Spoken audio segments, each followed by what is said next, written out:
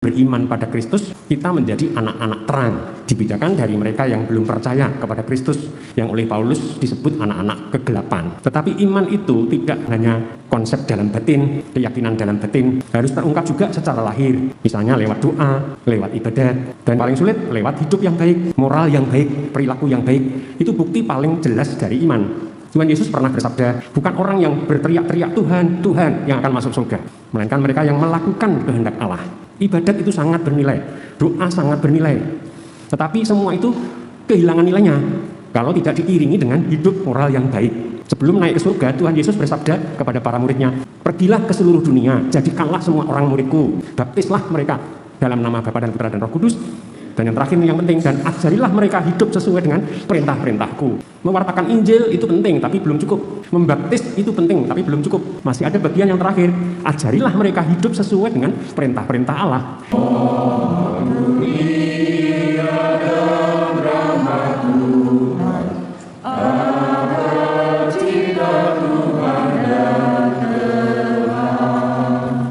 Dalam nama Bapa dan Putra dan Roh Kudus.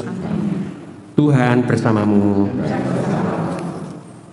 Romo, Bapak, Ibu, dan saudara yang terkasih, selamat pagi, berkah dalam. Bacaan hari ini diambil dari surat Efesus dan Injil Lukas. Dalam surat Efesus, Paulus menegaskan bahwa iman yang benar harus terbukti dari perilaku yang baik dalam hidup sehari-hari. Sedangkan di dalam Injil Lukas ada perdebatan antara Tuhan Yesus dan orang-orang Farisi mengenai hari Sabat. Marilah lebih dulu kita mohon ampun atas segala kelemahan kita. Tuhan Yesus Kristus, Engkau diutus menyembuhkan orang yang remuk redam hatinya. Tuhan, kasihanilah kami. Engkau datang memanggil orang yang berdosa. Kristus, kasihanilah kami. Engkau duduk di sisi Bapa sebagai pengantara kami. Tuhan, kasihanilah kami. Semoga Allah yang Maha Kuasa mengasihi kita, mengampuni dosa kita, dan menghantar kita ke hidup yang kekal. Marilah berdoa. Bapa, melalui Rasul Paulus, Engkau mengingatkan kami hari ini bahwa kami harus membuktikan iman kami kepada Putramu dengan perilaku yang baik sebagai bukti iman kami. Semoga Engkau memberi bantuan bagi kami agar kami selalu mampu hidup baik, terutama di hadapan-Mu. Ini kami haturkan dengan pengantaran Kristus yang bersama dengan Diko dan Roh Kudus hidup dan bertahta kini dan sepanjang masa. Hiduplah dalam cinta kasih seperti Kristus. Pembacaan dari surat Rasul Paulus kepada jemaat di Efesus. Saudara-saudara, hendaklah kalian bersikap ramah seorang terhadap yang lain, penuh kasih sayang dan saling mengampuni, sebagaimana Allah telah mengampuni kalian dalam Kristus. Sebab itu, jadilah penurut Allah sebagai anak-anak kesayangan dan hiduplah dalam kasih, sebagaimana Kristus Yesus juga telah mengasihi kalian dan telah menyerahkan dirinya untuk kita sebagai kurban dan persembahan yang harum mewangi bagi Allah. Tetapi percabulan dan rupa-rupa kecemaran atau keserakahan disebut saja pun jangan di antara kalian, sebagaimana sepatutnya bagi orang-orang kudus. Demikian juga perkataan yang kotor, yang kosong atau sembrono, karena hal-hal itu tidak pantas. Sebaliknya, ucapkanlah syukur. Ingatlah ini baik-baik. Orang sundal, orang cabul atau orang serakah, artinya penyembah berhala, semuanya itu tidak mendapat bagian dalam kerajaan Kristus dan Allah. Janganlah kalian disesatkan orang dengan kata-kata yang hampa, karena hal-hal yang demikian mendatangkan murka Allah atas orang-orang durhaka. Sebab itu, janganlah kalian berkawan dengan mereka. Memang, dahulu kalian adalah kegelapan, tetapi sekarang kalian adalah terang di dalam Tuhan. Karena itu, hiduplah sebagai anak-anak terang. Demikianlah sabda Tuhan. Mazmur tanggapan dengan refren, jadilah penurut Allah sebagai anak-anak kesayangan. Jadilah penurut Allah sebagai anak-anak kesayangan. Berbahagialah orang yang tidak berjalan menurut nasihat orang fasik, yang tidak berdiri di jalan orang berdosa, dan yang tidak duduk dalam kumpulan kaum pencemooh. Tetapi yang kesukaannya ialah hukum Tuhan, dan siang malam merenungkannya. Jadilah penurut Allah anak-anak kesayangan. Ia seperti pohon yang ditanam di tepi aliran air, yang menghasilkan buah pada musimnya, dan daunnya tak pernah layu. Apa saja yang diperbuatnya berhasil. Jadilah penurut Allah sebagai anak-anak kesayangan. Bukan demikian orang-orang fasik. Mereka seperti sekam yang ditiup angin. Sebab Tuhan mengenal jalan orang benar, tetapi jalan orang fasik menuju kebinasaan. Jadilah penurut Allah sebagai anak-anak kesayangan. Haleluya, haleluya.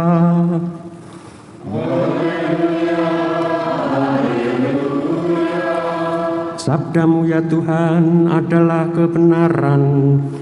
Kuduskanlah kami dalam kebenaran.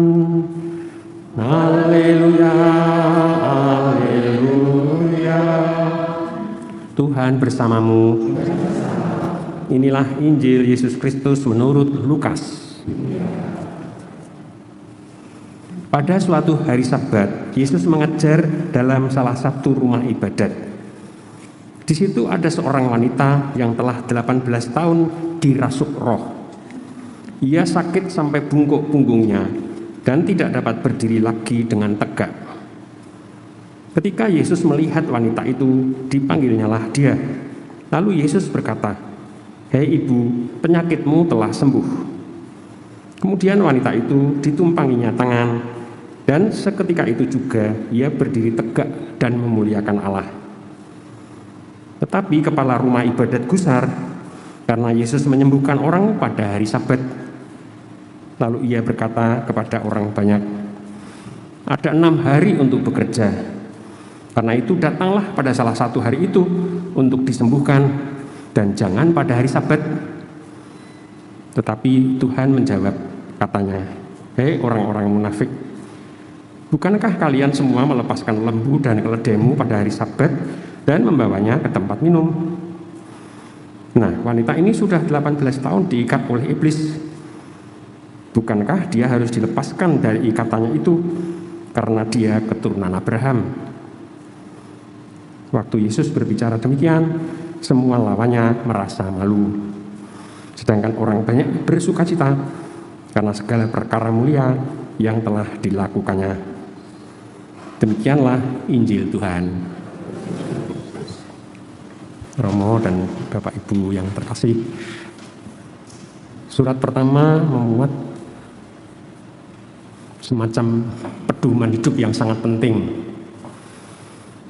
yaitu bahwa dengan beriman pada Kristus kita menjadi anak-anak terang. Dibedakan dari mereka yang belum percaya kepada Kristus, yang oleh Paulus disebut anak-anak kegelapan.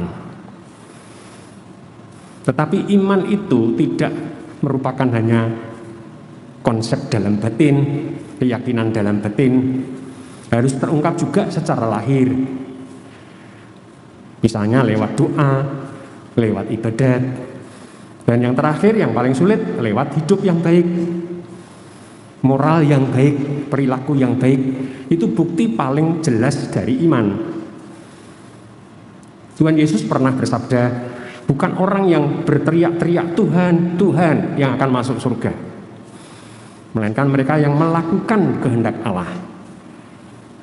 Ibadat itu sangat bernilai, doa sangat bernilai, tetapi semua itu kehilangan nilainya kalau tidak diiringi dengan hidup moral yang baik.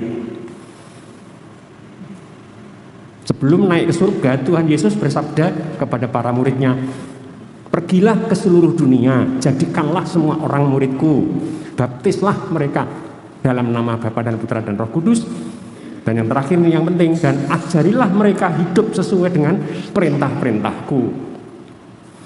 Mewartakan Injil itu penting, tapi belum cukup. Membaptis itu penting, tapi belum cukup. Masih ada bagian yang terakhir, ajarilah mereka hidup sesuai dengan perintah-perintah Allah. Itu artinya moralitas, hidup yang baik. Itu puncak dari iman. Iman yang benar akhirnya terbukti dari moralitas, dari hidup yang baik, yang sesuai dengan martabat kita sebagai anak-anak terang. Karena itu Paulus mengatakan tadi, orang yang melakukan dosa-dosa ini tidak layak menjadi anggota kerajaan Allah. Ini melengkapi pandangan Paulus dalam surat yang lain, yaitu dalam surat Roma yang sangat terkenal itu. Dalam surat Roma, Paulus mengatakan yang menyelamatkan kita adalah iman. Tetapi surat Roma itu harus diimbangi juga dengan surat Efesus ini. Ya, bukan iman hanya dalam arti keyakinan batin mengenai Tuhan Yesus yang penting, harus terbukti dari cara hidup yang layak dipuji. Kemudian dalam Injil kita mendengar perdebatan yang sudah berkali-kali kita dengar antara Tuhan Yesus dan orang Farisi mengenai hari Sabat. Menurut orang Farisi, taat pada hari Sabat berarti tidak boleh bekerja sama sekali, istirahat total. Orang Farisi sekarang pun di Yerusalem dan sekitarnya tidak boleh menyalakan dan mematikan kompor pada hari Sabat, nggak boleh masak pada hari Sabat. Ya, Jumat sore sudah harus masak untuk hari Sabtu, nanti Sabtu sore baru mulai masak lagi. Dulu ketika partai Farisi menang di dalam pemilu di Israel, tidak boleh ada pesawat landing maupun take off pada hari Sabat. Sampai sekarang masih ada kelompok seperti itu. Bahkan sekarang ini ada partai di Israel yang sudah menyiapkan semua peralatan bait suci, supaya nanti kalau bait suci dibangun, alatnya sudah ada. Jadi ibarat mengumpulkan bangku dan altar sebelum gereja dibangun. Itu cara berpikir yang sungguh-sungguh Farisi. Ya, jadi seolah-olah hanya bait suci yang bisa menyelamatkan. Padahal yang penting bukan bait sucinya, tetapi kita yang adalah bait suci Roh Kudus. Itulah yang kiranya pantas kita perhatikan dari dua bacaan hari ini. Agunglah misteri iman kita, penyelamat dunia, selamatkanlah kami, karena melalui salib dan kebangkitanmu, Engkau telah membebaskan kami. Bapa yang penuh kasih, dalam bulan Rosario ini, gereja memberi kesempatan pada kami untuk lebih sering merenungkan peristiwa-peristiwa keselamatan, terutama yang menjadi tokoh utama yaitu Tuhan Yesus dan Bunda Maria ibunya.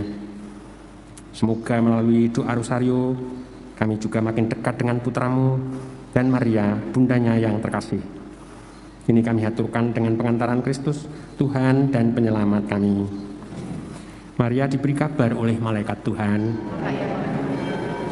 Salam Maria penuh rahmat, Tuhan sertamu, terpujilah engkau di antara wanita, dan terpujilah buah tubuhmu Yesus. Santa Maria, Bunda Allah, doakanlah kami yang berdosa ini, sekarang dan waktu kami mati. Amin.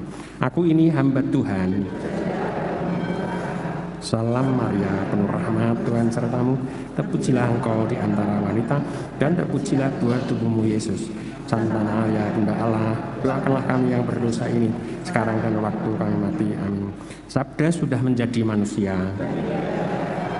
Salam Maria, penuh rahmat, Tuhan sertamu, terpujilah engkau di antara wanita, dan terpujilah buah tubuhmu Yesus. Santa Maria, Bunda Allah, doakanlah kami yang berdosa ini, sekarang dan waktu kami mati. Amin. Doakanlah kami ya Santa Bunda Allah. Marilah berdoa. Ya Allah, karena kabar malaikat kami mengetahui bahwa Yesus Kristus Putramu menjadi manusia. Kami mohon curahkanlah rahmat-Mu dalam hati kami, supaya karena sengsara dan salibnya kami dibawa kepada kebangkitan yang mulia. Sebab Dialah Tuhan pengantara kami. Amin. Tuhan bersamamu. semoga kita, paroki, dan keluarga kita masing-masing diberkati oleh Allah yang Maha Kuasa, Bapa dan Putra dan Roh Kudus. Dengan demikian perayaan Ekaristi sudah selesai, kita pergi dalam damai Tuhan.